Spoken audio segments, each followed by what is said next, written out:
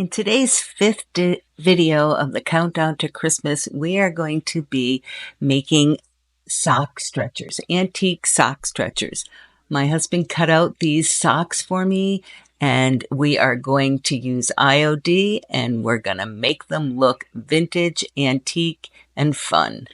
The socks stretchers already had a coat of primer on them because they were here from last year. They were the end of Christmas season and I just never got them done. So they were all set to be painted. And the first thing I did today is put a coat of a dark ink blue on as my first coat.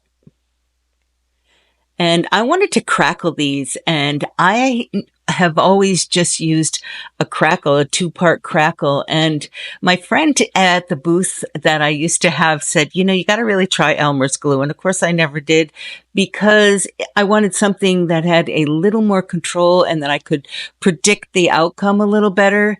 But I have a case of Elmer's glue left from some volunteer kids classes that I did, and I want to use it up. So I decided to try the Elmer's glue. So I put a thin coat, as thin as I could get it, being that it's glue, Elmer's glue over the stocking and let it mostly dry. Apparently you want to keep it tacky or even a little more than tacky.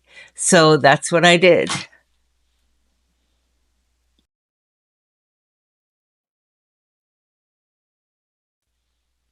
And now for the magic. Is it going to crackle or not? Am I going to have nice natural looking cracks in this stocking?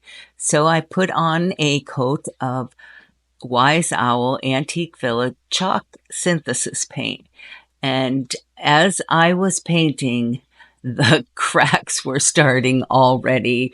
No heat gun, no time, no space, just right away it was cracking. Now I was a little concerned. I'm thinking, all right, if these are cracking that quickly, is this going to be something that's going to chip off? I was just a little concerned. I didn't have much experience with this particular usage for Elmer's glue. So I let it crack completely. And then the next day I went back and sanded it a little to see if it was going to hold its own. And it's amazing how well it's hard as a rock. But I do have to say it took a long time for it to be totally dry.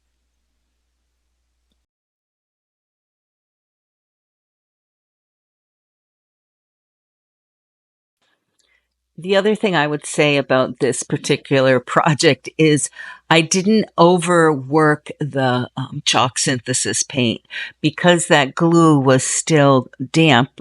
You don't want to overwork that paint on top of it because you're just mixing it in. You just want to lay it down and let it dry.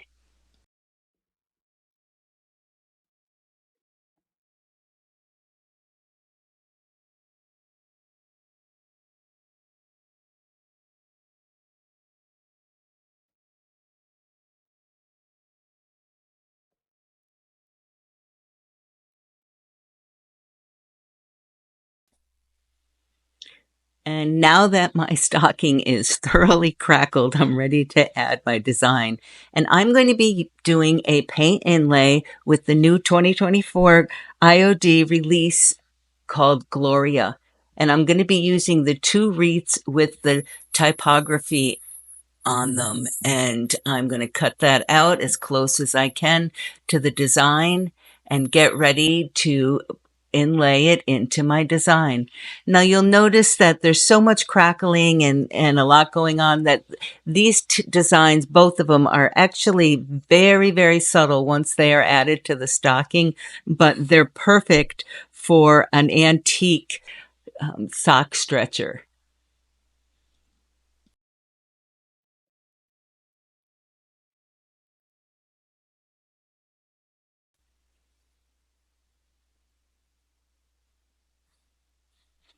The directions on the back of the paint inlay tell you exactly how to do the inlay when you are using a top coat, which is what I'm using.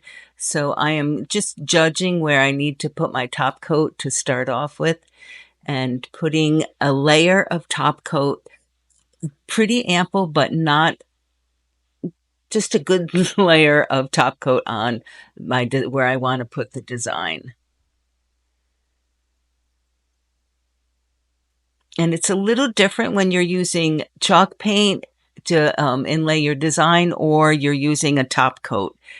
So make sure you read the directions. And I spritz the back of it to give it a good stretch, make it easier.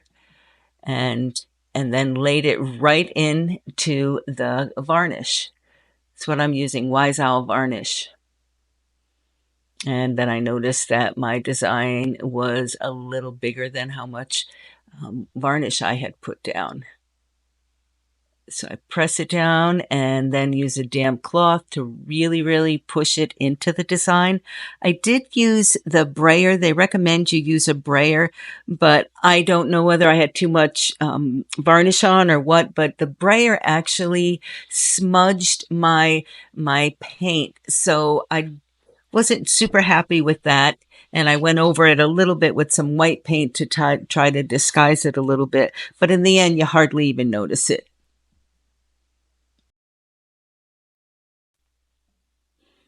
So then to remove the inlay, you spritz it lightly or dampen it with a sponge or a wet cloth and slowly pull it off.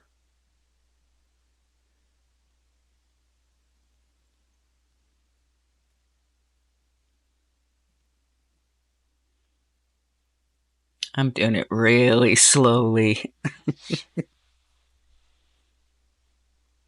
And then the very next thing I did was I applied a wax. Well, actually, I waited for this to totally dry. And then after it dried and I put a little bit of a top coat on it, I waxed it and gave it some antique wax to really make it look like a vintage or even an antique sock stretcher. And then it was time to do the second one. Now, the second one, I think I put a little bit thicker glue on it because I got really deep cracks. And again, like I said, you hardly notice the design a little bit because those cracks are so deep and it's just a busy background. But again, it was exactly what I wanted to have for the look of the antique stocking. Wanted them to have a European look, which I think is what they come out to look like in the end. I put them side by side because they're kind of like a pair and I'm going to hang them together. And I wanted to make sure that I put the design somewhat in similar placement to the first one that I did. And cut it out exactly like I did the first one, as close to that edge as I could. Put down my varnish. Now you'll notice that some of like the lettering does not come out super clear because those cracks are so deep. The lettering kind of gets lost a little in a couple of those cracks. But you can see most of it when it's done.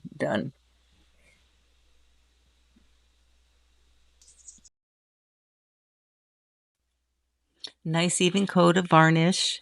And then I spritz the design a little bit and then I laid it into that varnish. Now I do try to use the brayer again this time, but I'm trying to do it a lot more carefully because I want to try to get that design a little bit into some of those deep grooves, but it was really to no avail. And it was fine. It's supposed to look like an antique, so some of the words, some of the lettering is worn off a little bit.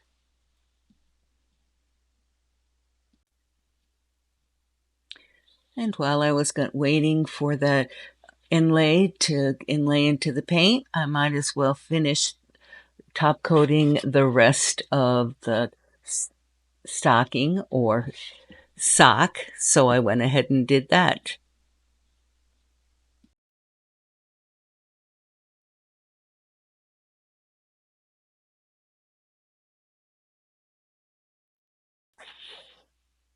I dampened the design with a wet cloth made sure it was damp enough, and then pulled the design up. Now, once you cut them into, when they're so delicate little filigree like that, it's a little hard to pull it up without ripping it. And you'll see it ripped, those two pieces separated.